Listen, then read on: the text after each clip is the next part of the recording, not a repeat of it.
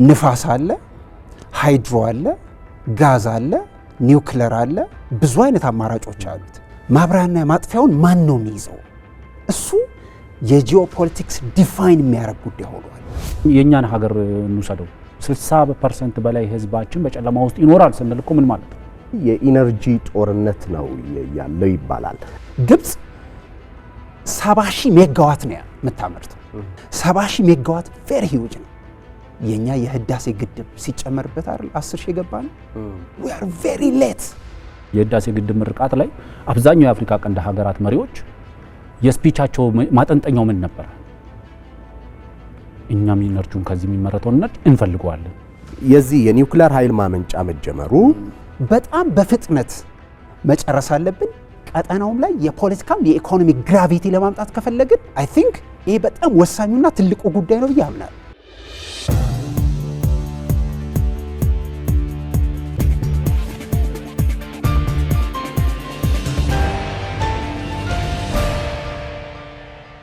የኢኮኖሚ የበላይነትን ለመቆጣጠር በሚደረገው ፍጥጫ ውስጥ ኃይል ዋናው ሞተር ነው። የመካከለኛው ምስራቅ ውጥንቅጥ ትልቁ ምክንያት የኃይል ወይም ደግሞ የኢነርጂ ጉዳይ ነው። ኢነርጂ ያለው ሀገር ምቹ የኢንቨስትመንት ምርጫ ተደርጎ በውጭ ኢንቨስተሮች ይመረጣል።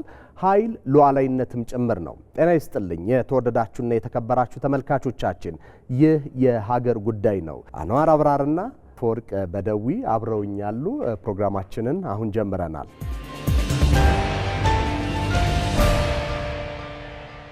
በኢትዮጵያ ውስጥ የተለያዩ የኃይል ግንባታዎች እየተካሄዱ ናቸው። አዲስ የሆነ ምዕራፍ ሽግግር የተደረገባቸው የኃይል ግንባታ እቅዶች ደግሞ ይፋ እየተደረጉ ነው። አሁን የኒውክሌር ኃይል ማመንጫ ይህ በኢትዮጵያ ታሪክ ለመጀመሪያ ጊዜ በእሳቤም በሙከራም ደረጃ እንደዚሁም ደግሞ የህዳሴ ግድብ መጠናቀቅ፣ የኮይሻ የኤሌክትሪክ ኃይል ማመንጫና የኦጋዴን ጋዝና ነዳጅ ፕሮጀክት ይፋ ተደርጓል። በሚቀጥሉት ዓመታት ትልቅ ኢንቨስትመንት ተደርጎባቸው እነዚህ ናቸው ወደ ስራ የሚገቡት። የነዚህን ትርጉም በመመልከት እንጀምር። ምንድነው ይሄ ለኢትዮጵያ ከሚለው እንጀምር። ኢነርጂ የብዙ ነገር ማጠንጠኛ አስኳል ሆኗል።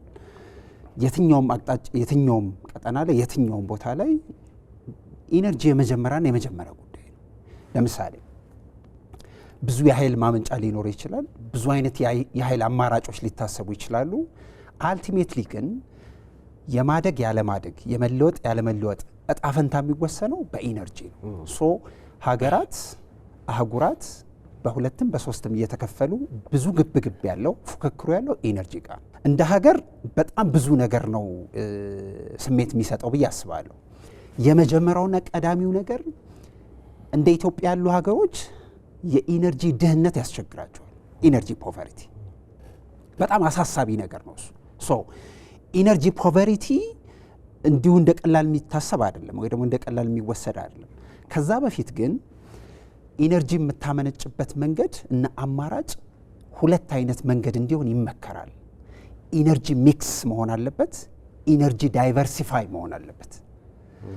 ኃይል የምታመነጨው በአንድ የኃይል ምንጭ አይነት ብቻ ከሆነ ጥገኝነት አደገኛ ነው የሚሆነው።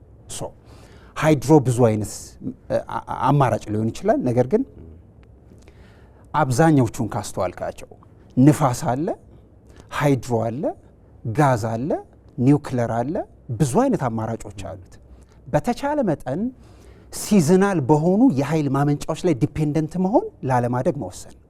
ዳይቨርሲፋይ ካላረከው ኢነርጂ ሚክስ ከሌለ አይ ቲንክ በጣም ፈታኝ ይሆናል ተብሎ ይታሰባል። ጠቅለል ብሎ ኢነርጂ የሚባለው እሳቤ አንደኛ ተገማች መሆን አለበት፣ ሁለተኛ በጣም ከጥገኝነት መላቀቅ እንዳለበት ይታመናል፣ ሶስተኛ በአንድ ወይ ደግሞ በሁለት አማራጭ ብቻ ኢነርጂ ማግኘት አይ ቲንክ የዓለምን ዳይናሚክስ ለመከተል በጣም ብዙ ይቀርሃል ማለት ነው። ለዚህ ነው ኢነርጂ ዳይቨርሲቲ፣ ኢነርጂ ሚክስ ወደ ግዴታ እየመጣ ሆኗል የዚህ ዓለም ልልህ።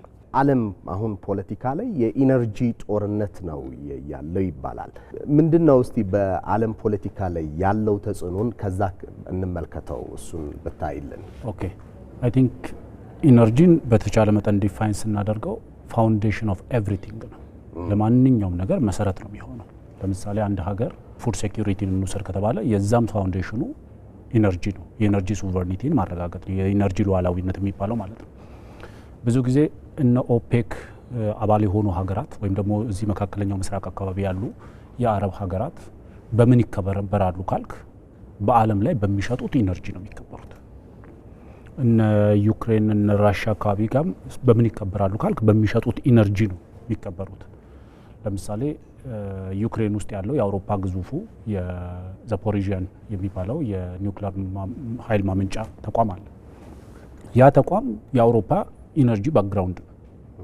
ለአውሮፓ እንደ አውሮፓ ከሚተማመኑበት የኢነርጂ ሶርሳቸው አንዱ እሱ ነው። ስለዚህ በሀገር ውስጥ የኢነርጂ ሉዓላዊነትህን ማረጋገጥ የመጀመሪያው፣ ምክንያቱም በአንድ ሀገር ኢኮኖሚክ ፎርካስት ሲሰራ ኢኮኖሚው ምን ያህል ኢነርጂ አብዞርቭ ያደርጋል፣ ምን ያህል ኢነርጂ ይጠቀማል።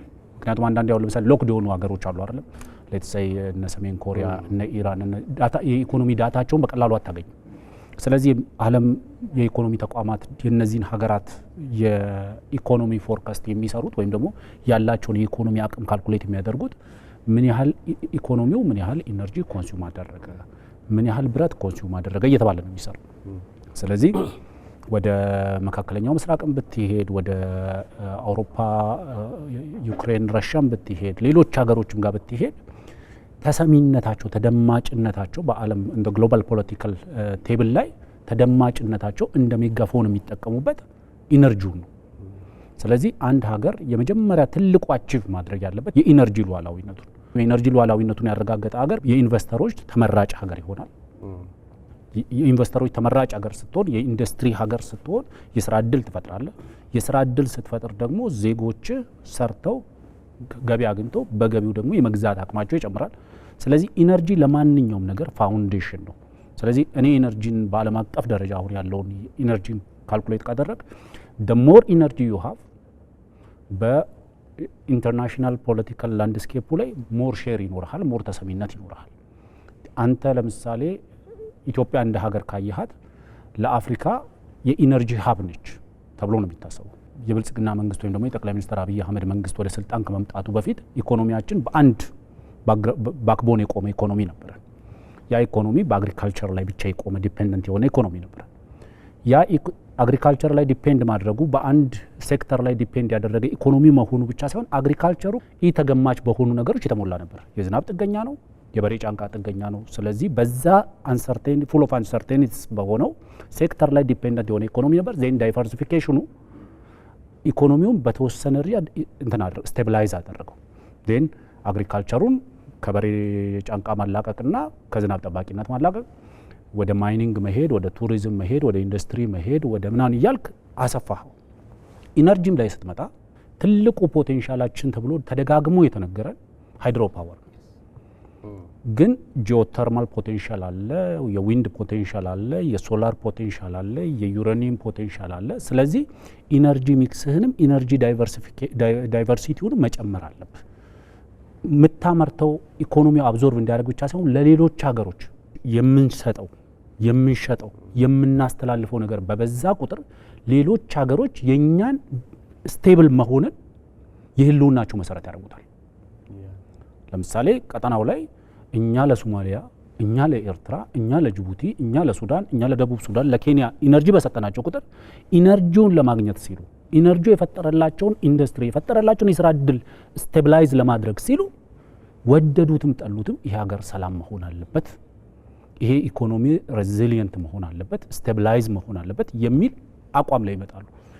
ይሄ የጥቅም ትስስር ከሌለ፣ የኢኮኖሚክ ኢንተርዲፔንደንሲ ከሌለ፣ ሀገራት ካንተ የሚጠቀሙት ነገር ከሌለ የራሳቸውን አድቫንቴጅ ለማስጠበቅ ሲሉ በአንተ ኢንተርናል ፖለቲክስ ውስጥም ሳይቀር ገብቶ ጋሉ ማለት ነው። ስለዚህ ለእኔ ኢነርጂ በዓለም አቀፍ ደረጃ የፖለቲካል ላንድስኬፑ ላይ ያለህን ድርሻ ያለህን ተደማጭነት እንደ ሜጋፎን አጉልቶ እንድትሰማ አጉልተ መናገር እንድትችል ሌሎች የዓለም ክፍሎች ደግሞ አንተን አክብረው እንዲያስተናግዱት ያደርጋል ብዬ አስባለሁ። የዓለም አቀፍ የኃይል አሰላለፍ የእኛን ቀጠና ስለሚያካትት የተወሰነ ነገር ባነሳ ደስ ይለኛል። ያለ ኢነርጂ ሉዓላዊነት የሚከበርበት ዓለምም ዘመንም መሆን ያበቃ ይመስለኛል። 2-3 አይነት ምክንያቶች አሉ። አይ ቲንክ የኢትዮጵያን አጠቃላይ የእኛን ቀጠና ጨምሮ አንደኛ ዓለም በሁለት በሶስት አይነት የኃይል ግብግብ ውስጥ ነው ያለው። ፉክክሩ ቀላል ስላልሆነ የቻይና አለ። የምዕራቡ ግብግብ መሰረቱና አስኳሉ ኢነርጂ ነው። የቻይና በአፍሪካ ላይ ያላት ኢንትረስት የሚቋጠረው ኢነርጂ ላይ ነው። ቤልት ኤንድ ሮድ ኢኒሺየቲቭ ኢትስ ኦል አባውት ኢነርጂ። አንድ ሁለት ምዕራቡ ዓለም በየትኛውም ጉዳይ ላይ ተጽዕኖ ለማሳደር የሚሞክረው ንጹህ ኢነርጂ ይፈልጋለው አይነት ጨዋታ ነው ያለው። ሶስተኛ አፍሪካ ደግሞ በኢነርጂ ላይ ዲፔንደንት ነች። ሶ እዚህ ውስጥ የኛ ቦታ የቱ ጋ ነው? ለምሳሌ በጣም ብዙ ሊትሬቸር ላይ ብዙ እዚህ ጉዳይ ላይ የሚጽፉና የሚያነቡ ሰዎች የትኛውም ጂኦፖለቲክስ ውስጥ ፓወር ወይ ደግሞ ኃይል ሚዛን የሚጠበቀው ወይ ደግሞ ኃይል የሚጨበጠው ዋነኛውና ትልቁ ጉዳይ ሁ ኮንትሮል ዘ ስዊች ነው። ማብራና ማጥፊያውን ማን ነው የሚይዘው? እሱ የጂኦፖለቲክስ ዲፋይን የሚያደርግ ጉዳይ ሆኗል። ማብራትና ማጥፋት ከኢነርጂ ጋር የተገናኘው። ሶ ይሄ የብዙ ኢነርጂ ላይ የሚጽፉ ሰዎች ሊትሬቸር ላይ ያስቀመጡት ሞቶ ነው። ሶ ይሄ እኛም ቀጠና ላይ በጣም ትልቅ ኢምፓክት ያሳድራል ብዬ አምናለሁ። አንደኛውና ወሳኙ ጉዳይ ኢትዮጵያን ጨምሮ ምስራቅ አፍሪካ ዓለም የአብዛኛውን ካስተዋልካቸው መስቀለኛ መንገድ ላይ ነው ያለው። የመጪ ዘመን ጉዟችን ዲፋይን ማድረግ ከኃይል ጋር ይገናኛል። ሁለተኛ ኖ ፓወር ኖ ኢነርጂ ኖ ፒስ። ምንም ጉዳይ ላይ ኢነርጂ ዲፋይን ሳናደርግ ሚክስ ሳይደረግ የትኛውም ቀጠና ላይ ሰላም የሚባለውን ነገር ማምጣት በጣም ፈታኝ ነው። ሶስተኛ ደካማ ኢነርጂ ካለን ደካማ ኢነርጂ ያለው ቀጠና ካለ ደካማ ሀገርና አህጉር ነው የሚገነባው። ለዚህ ነው እስትንፋስ ነው የብለድ ሴልህ የሚሽከረከረው ኢነርጂ ላይ ነው። ይሄ በጣም ብዙ ጸሐፊዎች የሚያነሱት ነው። ሁለተኛ የኢኮኖሚ እድገት ስኬሉንም ፍጥነቱንም ዲፋይን የሚያደርገው ኢነርጂ ነው። ኢኮኖሚክስቶች አንድ በጣም ዝነኛ ቢል አላቸው፣ አውትሉክ። አንድ ነጋዴ አንድ ኢንቨስተር ከውጭ ሆኖ ኢትዮጵያን አፍሪካንና አውሮፓን የሚያይበት መንገድ ኢንቨስት ለማድረግ ያስገድደዋል። አውትሉክ ዲፋይን መደረግ የጀመረው አሁን በኢነርጂ ነው። የት ሀገር ምን ያህል ሜጋዋት ያመርታል። ሶ ከውጭ ሆኖ ኢኮኖሚክ አውትሉክ ያንተን የማደግና ያለማደግ እጣፈንታ ይወስነዋል።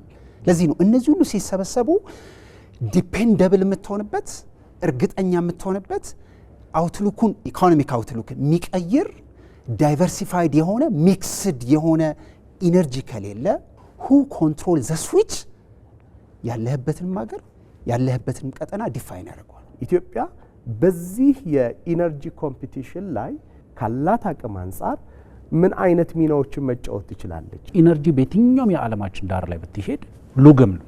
በቃ ማንንም ሀገር ልትቆጣጠርበት የምትችል ሉግም። ስፔሲፊካሊ ኢትዮጵያ ኢን ጀነራል አፍሪካን ብትወስድ ዊ ዶንት ሃቭ ኤኒ ፕሮብለም ከጥሬ ዕቃ ወይም ሮ ማቴሪያልስ ጋር። ሮ ማቴሪያሎቹን ተጠቅመህ ኮንሱመብል ወደ ሆነ ፕሮዳክት ለመቀየር፣ ኮንሱመብል ማለት ወደ ልብስ መቀየር፣ ወደ ሊበላ ወደሚችል ምግብነት መቀየር፣ ወደ ኢንዱስትሪ ባይ ፕሮዳክት ለመቀየር ዩኒቲ ኢነርጂ ኃይል ትፈልጋለህ። በቃ የተመረተውን ድንች ቀቅሎ ለመብላት ዩኒቲ ኢነርጂ። ስለዚህ ኢነርጂ ያለህን ሮ ማቴሪያል ኮንቨርት አድርገህ ወደ ፓላተብል ወይም ኮንሱመብል ወደ ሆነ ነገር ለመቀየር ያስፈልጋል። ከ1950ዎቹ ከ1940ዎቹ ጀምሮ የኢትዮጵያ የማዕድን ብዙ እንዳለን፣ ነዳጅ ብዙ እንዳለን፣ እንደዚህ ብዙ እንዳለን እያለን እኛ ነዳጃችንን ሳንጠቀም የነዳጅ ፀሐይ እየጠለቀች ነው የመጣችው። ስለዚህ አሁን ያለህን ሀብት እያወጣ ለመጠቀም ዩኒድ ኢነርጂ። ስለዚህ ኢትዮጵያ አሁን ያላት ኢነርጂ ታይፕ ምንድን ነው? ኢትዮጵያ ኢኮኖሚዋን ቤዝ ልታደርግበት የምትችለው ከተባለ ይሄ ታዳሽ የሆነ የኢነርጂ አቅም አለ። በተለያዩ አየር ጸባዮች ዝናብ፣ አሁን ለምሳሌ የቅርብ ጊዜ ትዝታችን አይደለም፣ ዝናብ ጠፋ፣ መብራት በፈረቃ የሚደረግበት፣ ግድቦች ውሃ ጨረሱ፣ መብራት በፈረቃ የሚደረግበት፣ እንደዚህ አይነት ነገሮች ነበሩ። አሁን ቢያንስ በግሪድ የምታስተላልፋቸው ኢነርጂ አሉ። ኦፍ ደ ግሪድ ልትሰራው የኢትዮጵያ አብዛኛውን የህብረተሰብ ክፍል አድሬስ ልታደርግ የምትችለው በግሪድ ሲስተም አይደለም። መስመር ዘርግታ አድሬስ አታደርጉ። አብዛኛውን ሰው ኦፍ ደ ግሪድ ሶላር ፓናል እየዘረጋ ዊንድ ተርባይኖችን እየዘረጋ ነው ልታደርስለት የምትችለው። ባዮጋስን ነው ኢንትሮዲውስ ልታደርግለት የምትችለው። ብዙ ሰው አሁን ለምሳሌ የሚያስበው የኢትዮጵያ ህዝብ በኢነርጂ ፍላጎቱን መስመር እየዘረጋ የምታዳርሰው የሚመስለው ሰው አለ። አይደለም። ልታዳርሰው የምትችለው ኦፍ ደ ግሪድ ነው። መስመር ሳትዘረጋ በየቤቱ የሶላር ፓነሎችን አሁን ለምሳሌ እንደ ቶዮ ሶላር አይነቶች ኢትዮጵያ ውስጥ ገብተው ማምረት ሲጀምሩ ሶላር ፓነሎችን እያመረቱ ሶላር ባትሪዎችን ሪዘርቭ የሚያደርጉ ኢነርጂ ሪዘርቭ የሚያደርጉ ባትሪዎችን እያመረትክ ወደ እንትን ውስጥ ስትገባ ለገበሬው መስመር ሳትዘረጋ ታቀርብለታል። ለኢንዱስትሪዎች ደግሞ እንደዚህ አይነት ኦን ደ ግሪድ የሚባለው መስመር ዘርግተ ከኒውክሌር ኢነርጂ አምርተ ወይም ከሃይድሮ ፓወር አምርተ ለእንደዚህ አይነት ሴክተሮች ልታቀርብ ትችላለህ። ስለዚህ ለኔ ዓለም አሁን ያለበት ፖይንት we are on the verge of shifting to green energy shift እያደረግን ያለ ነው። ይሄ የክሩድ ኦይል ተጠቅመ ካርበን ኢሚሽንህን እንትን እያደረግክ ልትቀጥል አትችልም። ስለዚህ ኢትዮጵያ ያላት ትልቁ አቅም ደግሞ ይሄ ሪኒዌብል የሚባለው ወይም ደግሞ ታዳሽ የሚባለው የኢነርጂ ነው። አሁን ፖለቲካው ኮሜርሻላይዝ ሆኗል። ማንም ሀገር ካንተ ጋር ሲደራደር ምን አለህ ብሎ ነው። በቃ አሁን ለምሳሌ ፕሬዚደንት ትራምፕ ከቻይና ጋር ሲደራደሩ፣ ፕሬዚደንት ትራምፕ ከዩክሬን ጋር ሲደራደሩ፣ ፕሬዚደንት ትራምፕ ከሩሲያ ጋር ሲደራደሩ ሰው የሚያወራው ስለ ሬር አርዝ ሜታልስ ምናምን የሚያወሩ ነው የሚመስለው። ኢነርጂ ከሌለ እነዛ በጣም በዝቅተኛ መጠን የሚገኙ ሮ ማቴሪያልስም ጭምር ኢሬሌቫንት ይሆናል። ምን ይጠቅማል? ኢነርጂ ስለሚፈልግ። ስለዚህ መኪኖችን በታዳሽ ኤሌክትሪክ ኃይል መጠቀም ስትጀምር፣ ኢንዱስትሪዎችን በታዳሽ ኤሌክትሪክ ኃይል መጠቀም ስትጀምር፣ ማንቀሳቀስ ስትጀምር በእንደዚህ አይነት ሜትድ ነው እንደ ኢትዮጵያ አይነት ሀገራት አንድ ሀገራቸውን የኢነርጂ ዲፔንደንሲያቸውን ይቀንሳሉ። ኢነርጂ ቮልነራቢሊቲን ትቀንሳለህ፣ ተጋላጭነትህን። ሁለት ደግሞ ኢንተርዲፔንደንሲን ትፈጥራለህ። ምንድነው አሁን ለምሳሌ ምን ይነግረናል የህዳሴ ግድብ ምርቃት ላይ አብዛኛው የአፍሪካ ቀንድ ሀገራት መሪዎች የስፒቻቸው ማጠንጠኛው ምን ነበር? እኛም ኢነርጂውን ከዚህ የሚመረተውን ኢነርጂ እንፈልገዋለን፣ እኛም እንፈልገዋለን። ዴን ለኢትዮጵያ ባርጌኒንግ ፓወር ይሰጣል። በተፋሰሱ አባል ሀገራት ዘንድ በሚደረጉ ድርድሮች ለኢትዮጵያ የመደራደር አቅም ይጨምራል። ዲ አደር ወይ ደግሞ ኮምፓራቲቭ አድቫንቴጅም ይሰጣል፣ ከሌሎቹ ሀገራት የተሻለ ኮምፓራቲቭ አድቫንቴጅ። ስለዚህ ለኔ አሁን ያለንበት ዘመን በዓለም አቀፍ ደረጃ ፍሮም ብላክ ኢነርጂ ወይም ደግሞ ይሄ የድንጋይ ከሰል እያነደድክ ከምታንቀሳቀሰው ኢነርጂ በብርሃን ፍጥነቱ ወደሚንቀሳቀስ የግሪን ኢነርጂ ሴክተር ሽፍት እያደረግን ነው ያለ ነው። ፔትሮሊየም፣ የፔትሮ ዶላር ፖለቲክስ ከ10 ዓመት በኋላ የፔትሮሊየም ፖለቲክስ ያበቃል ተብሎ ነው የሚታሰበው እና የዚህ የኒውክሌር ኃይል ማመንጫ መጀመሩ፣ የህዳሴ ግድብ በራሱ መጠናቀቁ፣ የኮይሻ የኦጋዴን የጋዝና ነዳጅ አሁን ከምንለው አንጻር ዳይቨርሲፋይ ከማድረግ እንደዚሁም ደግሞ የመጠን ጭማሪ ከማድረግ አንጻር ምን ሮል አለው፣ ለሀገሪቷስ ምን አስተዋጽኦ ሊያበረክት ይችላል የሚለውን እንመልከተው። በተቻለ መጠን አንድ የኃይል ምንጭና አማራጭ ብቻ ዲፔንድ መሆን ብዙ አይመከርም። ስትራቴጂካሊ ያለ ሀገር የፖለቲካልና የኢኮኖሚ ግራቪቲ ለማምጣት የህዳሴ ግድብ የጨረሰ ሀገር አንድ የኃይል ምንጭ ላይ ብቻ ዲፔንደንት መሆን ትክክል አይደለም። ሶ ሲዝናል በሆኑ ጉዳዮች ላይ ዲፔንድ የሚሆን ኢነርጂ ዓለም ትቷል። ሁሉም አይነት አማራጭ ነው የሚኖረው። ሃይድሮ አለን፣ ዊንድ አለን፣ አሁን ደግሞ ኒውክሌር አለን፣ እንዳለ ጋዝ አለን። ሚክስድ መሆን አለበት፣ ዳይቨርሲፋይድ መሆን አለበት የሚል በጣም በጣም ኮስተር ያለ ውሳኔ ያለ ይመስለኛል። እሱ በጣም ጥሩ አማራጭ ነው። ለምን መሰለህ? አንድ ኢነርጂ ወይ ደግሞ አንድ ምንጭ ላይ መንጠልጠል አደጋው በጣም ከባድ ስለሆነ አማራጭ ስለሚያስፈልግ የማደግና ያለማደግ እጣ ፈንታ የሚወሰነው ኢነርጂ ላይ ከሆነ ዳይቨርሲፊኬሽኑ አለ የሚባል አይደለም። ሶ እንደዛ ከሆነ ይኸውልህ ከኢነርጂ ጋር በጠቅላላ ከኢነርጂ ጋር በተገናኘ በጣም ከባዱና በጣም ውዱ ነገር ኢነርጂ አለማቅረብ ነው። ባይዘ ኮስት ያደርጋል። በየትኛውም አይነት ዋጋ ውድም ይሁን ርካሽ በየትኛውም አማራጭ ኢነርጂ ማቅረብ ኢነርጂ ካለማቅረብ ይረክሳል። ዳይቨርሲፋይድ የሆነ የኢነርጂ አማራጭ ከሌለን በስተቀር ኢነርጂ ዲፔንደንት የሆነ ዓለም ነው ይሄ ዓለም። ለዚህ ነው ሃይድሮ የምናመርተው ይኖራል፣ ዊንድ የምናመርተው ይኖራል፣ ጋዝም አለ፣ ኒውክሌር አለ። ባህሪያቸው ትንሽ ስለሚለያይ ነው። ለምሳሌ ሃይድሮ ላይ ትንሽ እናንሳ። ሃይድሮ በባህሪው ጊዜ የሚወስድ አይነት ፕሮጀክት ነው። የህዳሴ ግድብ 14 ዓመት ነው የፈጀብን። በተለያየ ምክንያት ሃይድሮ ባህሪው እንደዚህ ነው፣ ጊዜ ይፈልጋል። ጋዝ ግን ካለህ ክምችት 1 year 2 year ቀጥታ ፓምፕ አድርገህ ክሊክ ማድረግ ሶ አትታገልም። ሶ አማራጭ አለህ ማለት ነው። ኒውክሌር ደግሞ ለየት የሚለው ሃይድሮም ዊንድም ካስተዋልካቸው ለምሳሌ ንፋስ ከሌለ ኢነርጂ ማግኘት በጣም ትቸገራል። ሃይድሮ ደግሞ ጊዜ ስለሚወስድ በምትፈልገውና ባስቀመጥከው ልክ ቶሎ ላታገኝ ትችላል። ብዙ ፋክተሮች አሉት፣ ሚቀንስ ሚጨምር፣ ከዛ ስትሰራው ሚስተካከል፣ እንደን አማራጮች ብዙ አሉት። ኒውክሌር እንደዛ አለ። 5000 ሜጋዋት ነው የፈለግከው፣ 5000 ሜጋዋት ታመርታል። ምንም ፋክተር የለው። ዩሲ ዳይቨርሲፊኬሽኑ ሚክሱ ይለያል። ለዚህ ነው እነዚህ ሁሉ አማራጮች ቴብል ላይ መቀመጥ አለባቸው ተብሎ ይታመናል። አይ ቲንክ ክሊርሊ መነገር ያለበት ይመስለኛል። ሁለተኛ በኢትዮጵያ በዓለም የኢነርጂ ሊትሬቸር ውስጥ ኢትዮጵያ የኢነርጂ እጦት ወይ ደግሞ የኢነርጂ ድህነት ካለባቸው ሀገሮች አንደኛው ኢትዮጵያ ነበረች ለዘመናት። ሶ አማራጭ ያስፈልገናል ክርክሩ። የኢነርጂ ድህነት የኢነርጂ እጦት ዝም ብሎ እጦት ብቻ አይደለም፣ የወደፊት የማደግ እድልህን ይወስነዋል። የፍላጎትን ሁሉ ነገር ይገድበዋል። እጦት ብቻ ብለህ ዲፋይን አታደርገው። ከ1000 ኪሎ ሜትር በላይ ርቀት ያሉ ኢትዮጵያውያን ብርሃን አያገኙም። በሊትሬቸር አንድ ገጠር ውስጥ አንድ የወረዳ ውስጥ መብራት የሌለበት ቦታ አንድ አምፖል ብርሃን እንዲያገኝ ማድረግ አንድ ህፃንን ወደ ምሁርነት መቀየር ነው ይባላል። ሊትራሊ ዳይናሚክ ሽፍት ነው የምታመጣው። ሶ ይሄን የማዳረስ ትልቅ የቤት ስራ አለ። እንደውም በክፍልፋይ ያስቀምጡታል። ይኸውልህ ከ40 በመቶ በታች የኤሌክትሪክ ሽፋን ያለባቸው ሀገሮች ሊትራሊ የኢነርጂ ፖቨርቲ ያለባቸው ሀገሮች ተብሎ ዲፋይን ይደረጋሉ። ከ40 እስከ 70 በመቶ ከቨሬጅ ያላቸው የሽግግር ኢኮኖሚ ውስጥ ያሉ ሀገሮች ናቸው። ከ70 እስከ 90% ደግሞ ያሉት ሊትራሊ መካከለኛ ገቢ የምትላቸውን ነገር ለመፍጠር በጣም የተደላደሉ ናቸው። ከ95 እስከ 100% ያሉት ኖሌጅ ድሪቭን ኢኮኖሚ ነው ያላቸው። but knowledge driven economy it's all about technology, it's all about IT AI ነው እያወራን ያለን። ለዚህ ነው የኢኮኖሚህን ነገር ዲፋይን ያደርገዋል። የኢነርጂ መጥፎ ደሞ ገጹ ምን መሰለ? የኢነርጂ ድህነት ዝም ብሎ ድህነት ብቻ አይደለም፣ ትሪክል ዳውን ኢፌክት አለው። የሌሎችን ጉዳዮች ድህነትን ጎትቶ ነው የሚያመጣብህ። ኢነርጂ ከሌለ ከታች የሚመጣው በሙሉ የሚከታተለው ድህነቱ አብሮ ነው የሚመጣው። የሌላ የድህነት ምዕራፍ ነው የሚከፍትልን። ሶ ይሄ በጣም በጣም አደገኛ ምዕራፍ ነው። ይሄን አለማድረግ ልክ አይደለም። ብዙ ሰው ሲከራከሩ ስለምሰማ ነው።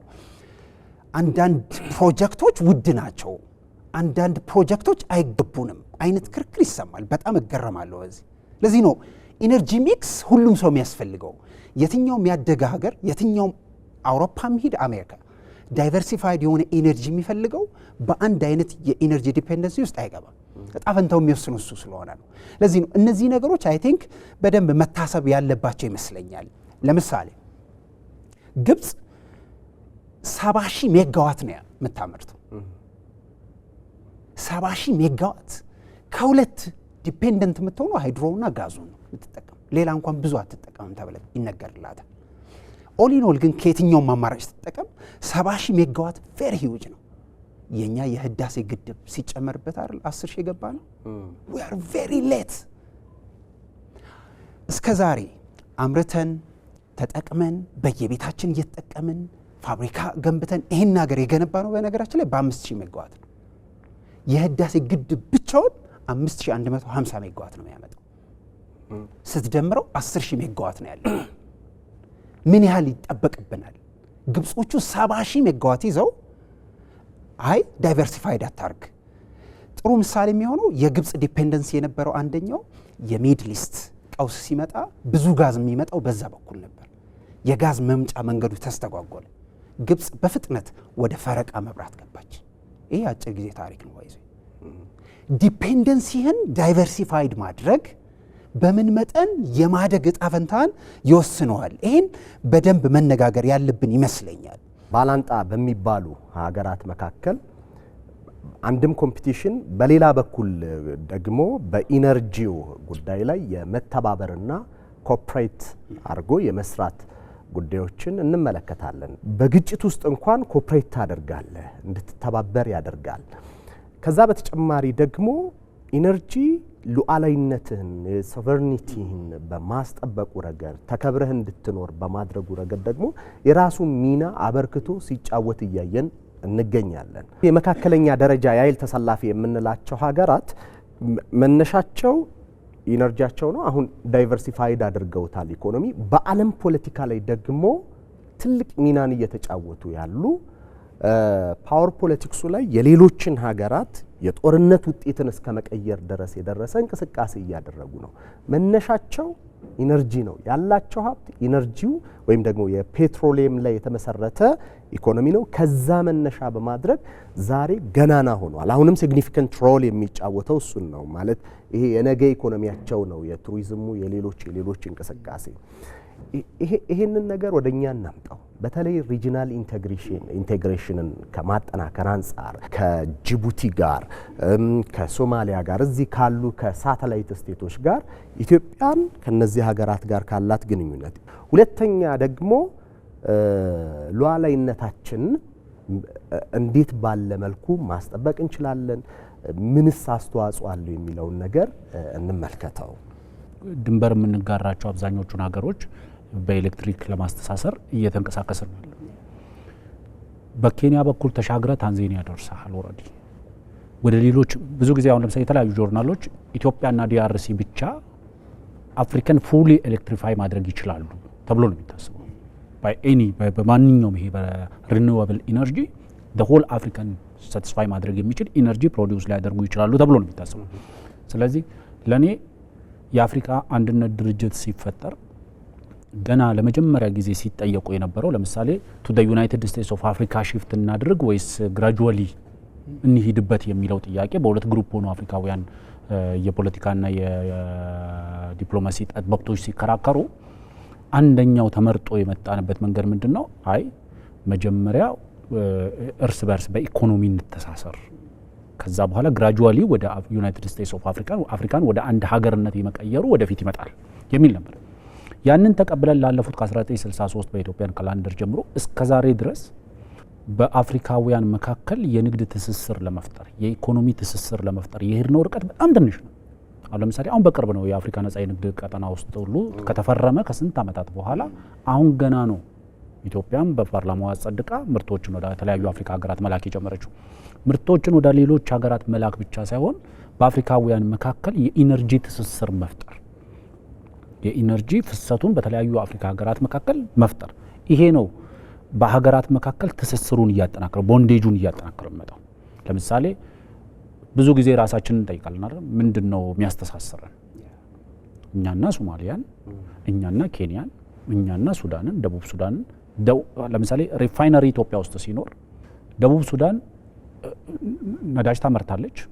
ያመረተችውን ነዳጅ ሪፋይን ወይም ደግሞ ልታጣራበት የምትችለው ማጣሪያ የሚገኘው ደግሞ ሰሜን ሱዳን ውስጥ ነው፣ ትልቋ ሱዳን ውስጥ። ትልቋ ሱዳን በጦርነት ውስጥ በምትገባበት ሰዓት ላይ ሪፋይነሪዎቿ በጠቅላላ ከጥቅም ውጭ ነው የሆኑት። ስለዚህ ሌላ አማራጭ ስለሌለ ኢንተርናል ፖለቲክሱ ላይ ራሱ ከፍተኛ ዳሜጅ አመጣ። ምክንያቱም ያኔ ከዚህ ዘርፍ የሚገኘው ገንዘብ እንደ ረንት ዲስትሪቡት ተደርጎ ይተዳደር የነበረ ፖለቲከኛ ታጣቂ ምናምን የምትለው ኃይል በጠቅላላ ምንም ገቢ ማግኘት አልቻለም። ስለዚህ ኢትዮጵያ ውስጥ ሪፋይነሪ ስትከፍታው ለምሳሌ የደቡብ ሱዳንን ፖለቲካ ስቴቢላይዝ ታደርገዋለህ፣ አማራጭ ይኖራል። ምክንያቱም ወደ ባህሩም ቅርብ ነው። በኢትዮጵያ ጅቡቲ በኢትዮጵያ በኩል አድርጎ ጅቡቲ በኩል መሄድ ይችላል። በኢትዮጵያ በኩል አድርጎ ወደ አሰብ መሄድ ይችላል። በኢትዮጵያ በኩል አድርጎ ወደ ሞምባሳ ሊሄድ ይችላል። አሁን በቅርብ የነበረው ለምሳሌ ኢትዮጵያ፣ ደቡብ ሱዳንና ጅቡቲ፣ ኢትዮጵያ፣ ዩጋንዳና ጅቡቲ የትራንስፖርት ኮሪደር ስታብሊሽ ለማድረግ ተስማምቶ የነበረውን አሁን ደቡብ ሱዳን በቅርብ ጆይን አድርጋለች። ይሄንን ስታይ በቀጠናው መካከል ትስስር በመፍጠር ደረጃ ይሄ ፋንዳሜንታል የሆነ ወይም ደግሞ ፋውንዴሽናል የሆነ ትስስር ልትፈጥር የምትችለው የኢነርጂ ትስስር ሲኖርህ ነው። ምክንያቱም አብዛኛው አፍሪካዊ በስራ አጥ የሚዳክር አፍሪካዊ ነው። አብዛኛው አፍሪካዊ ሮ ማቴሪያል አለው። ያንን ሮ ማቴሪያል ቅድም እንዳልኩት ኮንሱመብል ወደ ሆነ ፕሮዳክት መቀየር አልቻለም። ስቲል ዊ አር ኔት ኤክስፖርተር ኦፍ ሮ ማቴሪያልስ። የእኛን ኢኮኖሚ አዙሪቱን ነው። ለምሳሌ ቆዳና ሌጦ ኤክስፖርት በማድረግ ስንት ዘመን ፈጀን? ቆዳና ሌጦ ኤክስፖርት እናደርጋለን፣ ቀበቶ ጫማ ምናምን እና ኢምፖርት እናደርጋለን። የቅባት እህል ኤክስፖርት እናደርጋለን፣ ዘይት ኢምፖርት እናደርጋለን። ስንዴ ኤክስፖርት እናደርጋለን፣ ፓስታ ማካሮኒ ኢምፖርት እናደርጋለን። ምክንያቱም ዊ ዶንት ሃቭ ዘ ኢነርጂ። ሮ ማቴሪያል ኤክስፖርት ስታደርግ ሮ ማቴሪያሉን ብቻ አይደለም ኤክስፖርት እያደረግ ያለው የስራ እድሉንም አብረ ነው ኤክስፖርት እያደረግ ያለው። ስለዚህ አንተ ሮ ማቴሪያልህን መጠቀም የምትችለው አፍሪካ በሮ ማቴሪያል የበለጸገች አህጉር ነች ሲባል አፍሪካ በሮ ማቴሪያል የበለጸገች አህጉር ከሆነች ያላትን ሮ ማቴሪያል ኮንቨርት አድርጋ ስራ መፍጠር የምትችልበት ፓላተብል ወይም ደግሞ ኮንሱመብል ወደሆነ ፕሮዳክት መቀየር የምትችልበት ፉሊ ኤንድ ሰሚ ፊኒሽድ የሆኑ ፕሮዳክቶችን ኤክስፖርት የምታደርግበት እድል ከፈጠርክ ይህን እድል ልትፈጥር የምትችለው የኮንቲኔንቱን ኢነርጂ ዲማንዱን ሳቲስፋይ ስታደርግ ነው። ለምሳሌ ዩጋንዳው ፕሬዚደንት ዩዌሪ ሙሴቬኒ በአንድ ወቅት አንድ የአውሮፓ ሀገር ከእሳቸው ጋር እየተደራደረ ዩራኒየም ዩጋንዳ ስላላት ዩራኒየም ለመውሰድ ወይም ደግሞ ሃርቨስት ለማድረግ ነው ያ ካምፓኒ የመጣው። ግን ለምንድን ነው ዩራኒየሙን የምትፈልጉት የሚል ጥያቄ ሲጠይቁ ዩራኒየሙን የምንፈልገው ትናርገን ወደ ኢነርጂ ቀይረን መብራት ነው። ለምን እዚህ አታበለጽጉትም? ለምን ኢነርጂ እዚህ ክሬት አታደርጉም? ቢኮዝ ዴር አር ሚሊየንስ ኦፍ ዩጋንዳንስ በጨለማ ውስጥ የሚኖሩ። ስለዚህ አውሮፓውያን አብዛኛው ከተሞቻቸውን አብዛኛው ኢንዱስትሪዎቻቸውን ፉሊ ኢነርጂ ዲማንዱን ሳቲስፋይ ያደረጉት አብዛኛው ሮ ማቴሪያሉ ከየት ይመጣል ከተባለ ፍሮም ደ ዳርክ ኮንቲኔንት። ለምንድን ነው ዳርክ ኮንቲኔንት የተባለው? ለምሳሌ በጨለማ ውስጥ ያሳደግከው ዜጋ ጨለምተኛ ቢሆን ተስፋ ያጣ ቢሆን ምንም አይነት የመፍጠር ምንም አይነት የመሞከር ተነሳሽነት ባይኖረው ጀስቲፋያብል ነው። የእኛን ሀገር እንውሰደው 60% በላይ ህዝባችን በጨለማ ውስጥ ይኖራል ስንል እኮ ምን ማለት ነው? በቃ ማለት ከዛ 40%ቱ ደግሞ ሰብሲዳይዝም እየተደረገ ምንም እየተደረገ የኤሌክትሪክ አገልግሎት ያገኛል። ይሄ ኢኮኖሚያችን ፌር አለመሆኑን ያሳያል። አብዛኛው ህዝባችን በጨለማ ውስጥ ይኖራል። በጨለማ ውስጥ እየኖረ ደግሞ ጨለምተኛ የሆነ ትውልድም የመፍጠር እድል ይኖራል። ስለዚህ ለመላው አፍሪካም ለኢትዮጵያም የኢነርጂ ዲማንድህን ሳቲስፋይ ማድረግ የሚችል የኢነርጂ ሉዓላዊነት ሲባል ለምሳሌ ፍሪደሙ እኮ ነው የኢነርጂ ሉዓላዊነት የሚባለው ካለ ሪሶርስ ኃይል የማመንጨት ካለ ያለህን ኃይል የማሰራጨት ያለህን ኃይል የመጠቀም ነፃነት ማለት ነው ኢነርጂ ሶቨርኒቲ የሚባለው። ስለዚህ ኢትዮጵያ ያላት ሪሶርስ ምንድን ነው? ሃይድሮ ወተር ታወር ኦፍ አፍሪካ የምትባል ከሆነ ሃይድሮ ነው። ውሃ ላይ ዲፔንድ ያደረገ ኢነርጂ የምታረግ ከሆነ ያ ላይ ብቻ ቤዝድ ያደረገ ኢትዮጵያ ላለፉት ዓመታት የመጣንበት መንገድ በቃ ሃይድሮ ፓወር ነው ያለን የሚል ቮልነረብል የሆነ ተጋላጭነታችንን ከፍተኛ ያደረገ ኢነርጂ ኢስታብሊሽመንት ነው የነበረን። ስለዚህ እንደ ጎበዙ እንቁላል ነጋዴ ዳይቨርሲፋይ እናድርገው። ኢነርጂውን በአንድ ቋት በአንድ ምንጭ ላይ ቤዝ አድርገህ የገነባኸው ኢኮኖሚ አይ ዳይቨርሲፋይ ላድርገውም ስትል አይ ይሄማ ኤክስፔንሲቭ ነው፣ ይሄ ሶላር ኤክስፔንሲቭ ነው፣ ኒውክሊየር ኤክስፔንሲቭ ነው፣ ጂኦተርማል ኤክስፔንሲቭ ነው፣ ስለዚህ ዘ ቺፐስት ጊዜ ቢወስድም ሃይድሮ ፓወር ነው ይሉህና በዛ ትወቅሳለህ። አይ በቃ እሺ እንዳላችሁት በቃ በውሃ ያለኝ ውሃ ነው፣ ውሃውን ደግሞ እንትን እያልኩ ልቀጥል ደግሞ ስትል የፈረቃው ሰዓት ምናምን ላይ ደግሞ ስትመጣ ደግሞ በዛም ይወቅሳል። ያለው አማራጭ ለኔ ብዙ የአፍሪካ ሀገራት የፎሪን ዳይሬክት ኢንቨስትመንት መዳረሻ የሆኑ ሀገራትን እንያቸው። የትኛውም ፎሪን ዳይሬክት ኢንቨስተር ወይም ደግሞ ኢንተርናሽናል ኢንቨስተር ወደ አንተ ሀገር መርጦ ሊመጣ የሚችለው አንተ ሀገር ሮ ማቴሪያል ስላለ አይደል። ያንን ሮ ማቴሪያል ፕሮሰስ የሚያደርግበት ኢነርጂ አለ ወይ? እሱ ነው የሚጠይቀው። ሌላውን በሙሉ ማምጣት ይችላል። አንተ ለምሳሌ ለምንድን ነው ለምሳሌ እነዚህ የቢትኮይንስ ወይም ደግሞ ዳታ ማይኒንግ የሚሰሩ ሰዎች ለምንድን ነው ኢትዮጵያን እየመረጡ ያሉት? አሁን በአጭር ጊዜ ውስጥ ከዓለም ኦልሬዲ ራንክድ ከሆነ ደረጃ ውስጥ እኮ እየገባን ነው። ለምንድን ነው የመረጡን? ቢኮዝ ዊ ሃቭ ሰስተነብል ኤንድ ቺፕ ኢነርጂ አለን። ማንኛውም ባለሀብት አንተን ተመራጭ ሲያደርገ ሮ ማቴሪያል አለ ወይ? ሮ ማቴሪያሉን ያመጣዋል። ግን ሮ ማቴሪያሉን ፕሮሰስ አድርጌ ኮንቨርት አድርጌ ፓላተብል ወይም ኮንሱመብል ወደሆነ ፕሮዳክት ለመቀየር ያንን የሚያስችለኝ ኢነርጂ አለ ወይ? ኢነርጂ አለ ወይ ብቻ ብሎ ማያበቃ ኳሊቲ ኮንሲስተንት የሆነ ይሄ ታዳሽ የሆነ በአንሰርቴኒቲስ ያልተሞላ ኢነርጂ አለ ወይ ብሎ ነው ራሱን የሚጠይቀው።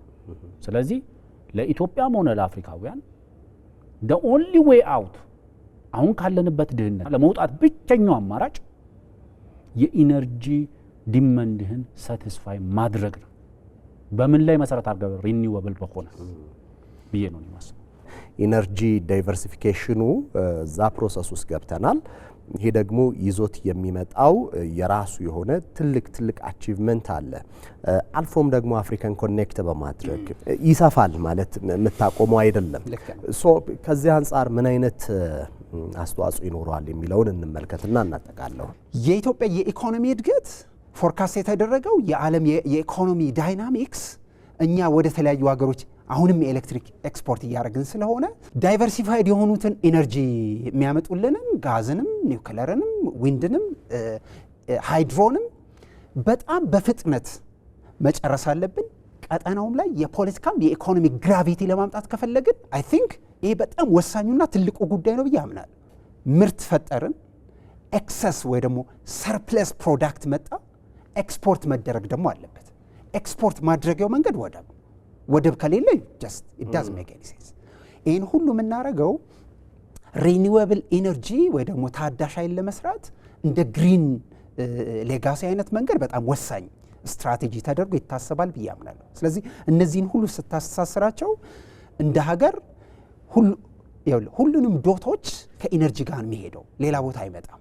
ሁሉንም ዶቶች እዚሁ ጋር የሚያርፈው። ስለዚህ ማደግ እንፈልጋለን፣ መቀየር እንፈልጋለን፣ ቀጠናው ላይ ዶሚኔት ማድረግ እንፈልጋለን።